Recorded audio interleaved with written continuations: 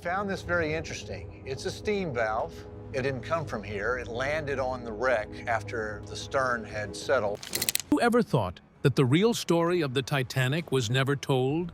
We believed the same story for more than 100 years. It was just an iceberg and a ship sinking. The iceberg scrapes along the side of the hull and rips this very thin but very catastrophic gash in the side of the hull. Now, though, experts have found lost photos buried deep in the ocean. What they find will blow your mind. These pictures don't just show history, they question it. Get ready, because what you're about to see will change everything. Let's get started. The camera that shouldn't exist. The North Atlantic is a dark, empty place where no light ever shines, and the pressure crushes steel like glass. But in 2022, a small group of researchers went down there and found something that shouldn't be there. The OceanGate expedition planned to do a normal check of the Titanic's wreck, making notes on corrosion and decay. But what they found would change the course of marine history. The OceanGate submersible disaster still seared in our memory. Billionaire explorer is planning to go back to the wreck of the Titanic. Engineers used a deep-sea submersible called Titan to send out robotic vehicles to search the debris field.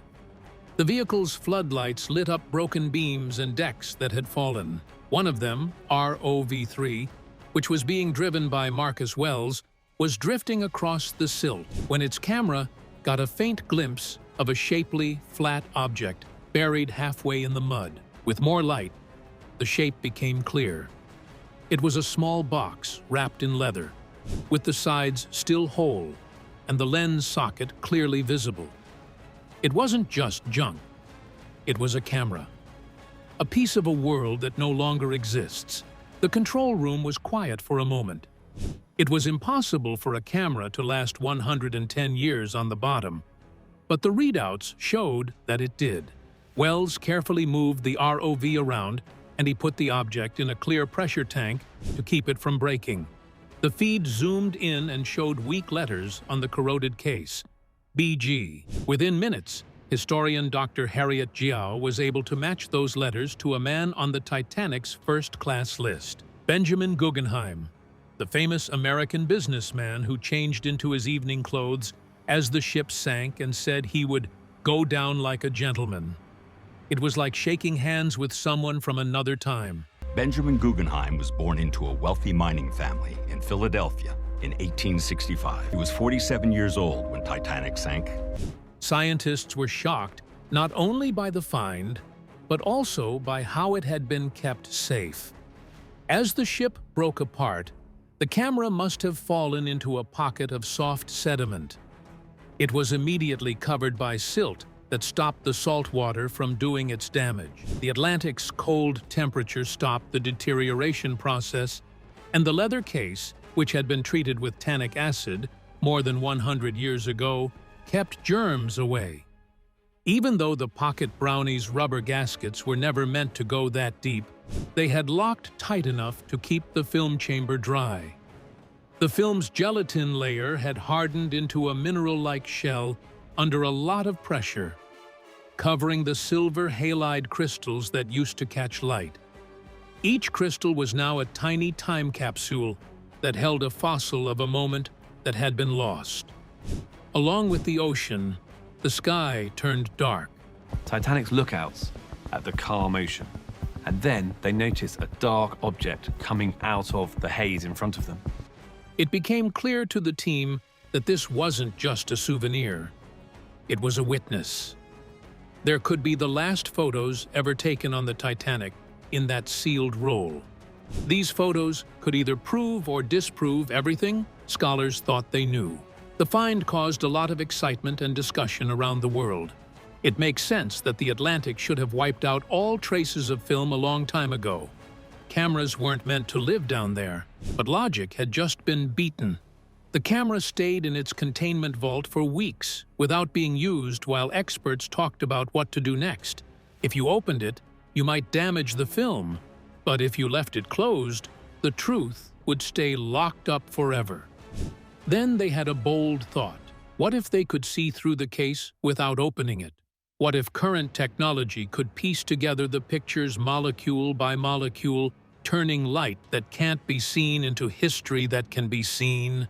That question would lead the expedition into uncharted land, where physics, radiation, and AI would try to do things that can't be done.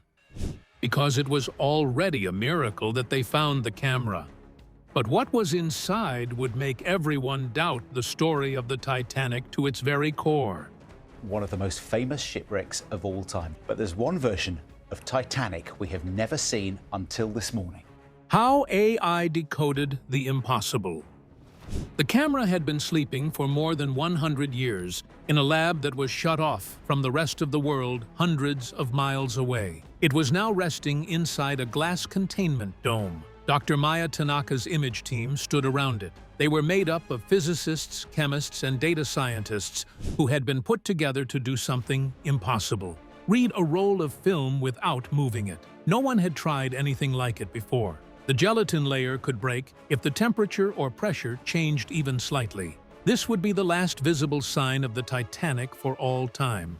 Neutron tomography was the method Dr. Tanaka's team had been quietly working on to make it better for studying asteroids in deep space. Heavy neutrons were used instead of light or X-rays to look through solid things. It was a simple but huge idea. Map every change in density inside the film, atom by atom, and figure out what was hidden in the emulsion. Neutrons, on the other hand, could go through metal and pick up on differences that were so small that a single silver halide crystal could make a shadow. First, they put the camera in a room with no airflow.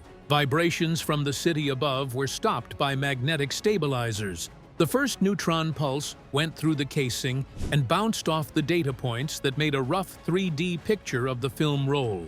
These points weren't flat negatives, but stacked spirals that looked like a tree's rings. With each scan, the computer translated billions of data points into density maps. The real success came when an AI algorithm was taught to see those patterns as hidden light. It looked at the changes in density of each crystal pixel by pixel to guess which areas had more light or dark in the past. There was a hum coming from the scanners for 72 hours straight. It got cooler, so the lab lights were turned down. A digital scan created from more than 700,000 underwater images now shows us the complete wreck.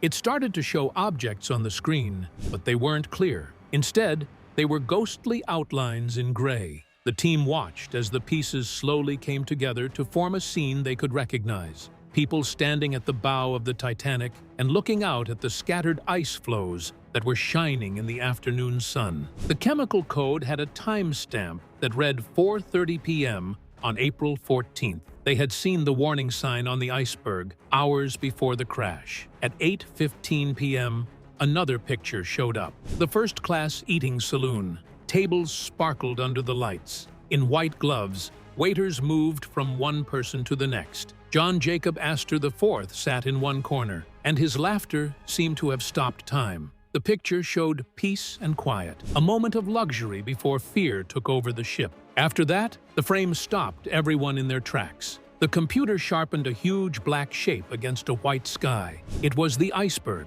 and the timestamp said it was 11:35 p.m., just 5 minutes before it hit. It was the first picture that could be proven to be of the object that killed over 1,500 people. There was silence in the room. It was polite to listen to even the steady buzz of machines. Not only were these pictures pictures, but they were also the voices of people who had no idea that their last moments were being taped. But these were just the first shots. There were darker scenes further into the movie that showed that the Titanic's last hours did not end the way everyone thought they did. Because what you see in the next few pictures didn't just question the official story, it broke it.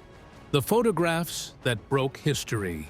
People around the world were looking forward to seeing faces, decks, and maybe even a dinner table in the first restored pictures from Dr. Tanaka's lab. Instead, pieces that changed history frame by frame came together. Each picture was compared to accounts from survivors, ship logs, and the government investigations that happened after the ship sank. They didn't just fill in the blanks. They ripped the story we thought we knew apart. A frame with the timestamp 1:45 a.m. sent the first shock. It showed Lifeboat 1 being lowered, but the details busted a lie that had been around for 100 years.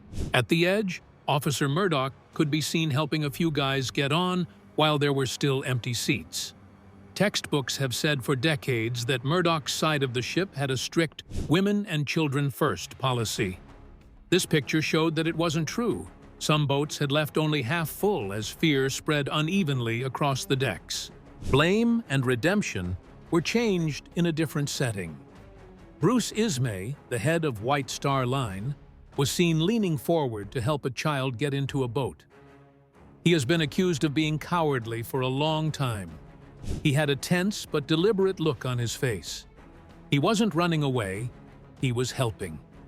The shot showed the bad stereotype that the press had been using for generations. Several seconds later, at 1:55 a.m., Captain Smith showed up on the bridge, lit only by a dim light. The official record said he left his place early, but this picture showed he stayed much longer than he thought, coordinating lifeboats even as the water rose. Then one of the most frightening recoveries happened, the ship's band playing on a deck that was now tilted under the stars. The instruments sparkled in the dark. For years, witnesses said they heard music as the ship sank, but doubters said it was just a story. The movie proved it, an orchestra playing peace into chaos. The last frame that was found shocked even the most experienced experts. A mother got down on her knees next to her child and wrapped her in a coat before giving her to a team member. They would never see each other again. The picture became the most moving part of the find. It told a story about people that went beyond numbers and steel. Historians saw that the pictures didn't just record scenes, they also showed bias. Survivors' stories, which were shaped by pain, guilt, and self-defense, made the record uneven. These pictures were like unbiased witnesses. Later, researcher Dr. Margaret Chen said, "The movie doesn't lie. The people who saw it might have." When AI looked at Captain W. Wood's picture of the iceberg again, it found that the jagged face of the berg exactly matched sketches of Titanic survivors. This proved that it was the iceberg that sank the ship. A picture of the hull taken in the building yard and improved with thermal filters showed a faint burn pattern at the coal bunker site. This was proof of a fire that made the steel weaker before launch. Close-ups of rivets taken from old photos showed tiny cracks that the human eye can't see. This is why the hull broke apart so quickly. Even a crew muster picture showed a man holding a folded piece of paper. It was an unlogged iceberg, warning that no one took action on. The new and old images slowly came together to form a single idea. The government enquiries of 1912 and 1913 had not told the whole story. They looked out for the White Star Line and its insurance, making it seem like the tragedy could not have been avoided, instead of one that could have been avoided. Together, the Guggenheim film and AI forensic repairs worked like DNA evidence today, turning a century of myth on its head with cold visual fact. AI and the Ghosts of the Atlantic. What started with just one camera quickly turned into a movement. Universities, archives, and museums all over the world rushed to digitize every image of the Titanic that they could find. These pictures showed how it was built in Belfast, how shiny the inside was, and the proud passengers posing before getting on. At microscopic precision, thousands of fragile prints, negatives, and glass plates were scanned, making the most complete visual record of the ship ever put together. The real change happened when that collection was fed into an AI that was smart enough to see things that humans had always missed. At first, the program was made to bring back color and contrast. But as algorithms got better, they found things that no one else knew were there. In one picture of the second-class dining room, AI enhancement brought out faint writing scratched into the wood paneling. April 10, which is the exact date the Titanic left Southampton. In a different picture from the first-class reading and writing room, a faint silhouette of a woman's shape could be seen in the far corner. This woman doesn't look like any known traveler. Her presence is still unknown. A picture of the bridge showed a small mark on the window made of glass. To make it bigger, you could see the shape of a gloved handprint. It was probably made by a watch officer just hours before the crash. Just a simple sign of service that outlasted the man himself. In the picture of the Marconi room, tiny letters stood out on top of an open logbook. They read, "Ice Report, 14 April." What looked like a pointless blur before was now proof that warnings had been seen and maybe not taken seriously. Even more scary was an image in the glass on the promenade deck. The AI reconstruction picked out the faint shape of a photographer holding the camera. It was an unknown face, and it could have been the last person to take a picture of the Titanic while it was still whole. Pattern recognition programs connected that reflection to photos taken on launch day in Belfast and of people getting on board in Queenstown by cross-referencing face data. The match led to a man who wasn't registered and whose identity is still unknown. This suggests that not everyone on board was listed on the manifest. The AI colorization added a new level of understanding to the pictures. It brought back the bright scarves of third-class kids, the brass glow of the first-class rooms, and the red flags. It helped people remember that these were real people, not ghosts, who laughed, traveled, and dreamed. But the more deeply the machines fixed things, the louder the moral questions got. Could these reconstructions still be called evidence? Or were they just computer art that was meant to look like the truth? When the proof is clear, it's not the pictures themselves that are hard to accept. It's what they show. The truth that refused to sink. When the photos were found, scholars had to face the uncomfortable gap between what was said and what was actually true. The story of the Titanic had been told over and over again for more than 100 years. It was about brave leaders, cowardly men, and an iceberg that hit out of the blue. When put together with AI-restored archives, the Guggenheim pictures took those pillars down one by one. The first discovery put leadership and command to the test. People said for decades that Captain Edward Smith either couldn't make up his mind or quit early. But the fact that his frame was still on the bridge at 1:55 a.m. showed that it wasn't true. His cops also had a lot more freedom than the investigations showed. They weren't following strict rules. Instead, they were making things up as they went along and steering lifeboats until the last wave of water wiped out the deck. Then the bad guys and good guys changed shapes. The head of the company, Bruce Ismay, was seen helping women and children before getting on a lifeboat that was only half full. This made him look like a coward. Officer Murdoch was caught making smart, life-saving choices in the chaos. He was later accused of being a wuss and even of committing self-harm. The movie showed them not as saints or sinners, but as men with flaws who were driven to beat impossible odds. The technological news was bad for the ship itself. AI thermal readings from old construction photos proved that there had been a coal bunker fire that no one had seen before the trip. Along with studies of the rivets that revealed tiny flaws, it became clear that the Titanic's hull was already in bad shape. The iceberg didn't sink a ship that couldn't sink. It sank a ship that was already damaged. Evacuation chaos was the next myth that fell. The Guggenheim frames showed lifeboats being lowered only half full, with officers pausing because they were afraid the davits would break under the full weight. The scrapped lifeboat drill that morning looked like a terrible mistake, instead of just bad luck. Drawings of survivors, shots from the Guggenheim, and AI-enhanced stills were all put next to each other and compared side by side. Official inquiries had masked facts that were not helpful in order to protect the White Star Line and its insurance. It had become easier to be a hero, harder to fail, and not be responsible for what you do. History just rose from the depths, proof that truth never really sinks. If this story moved you, like, share, and subscribe, and click the next video popping up to keep exploring the mysteries of the past.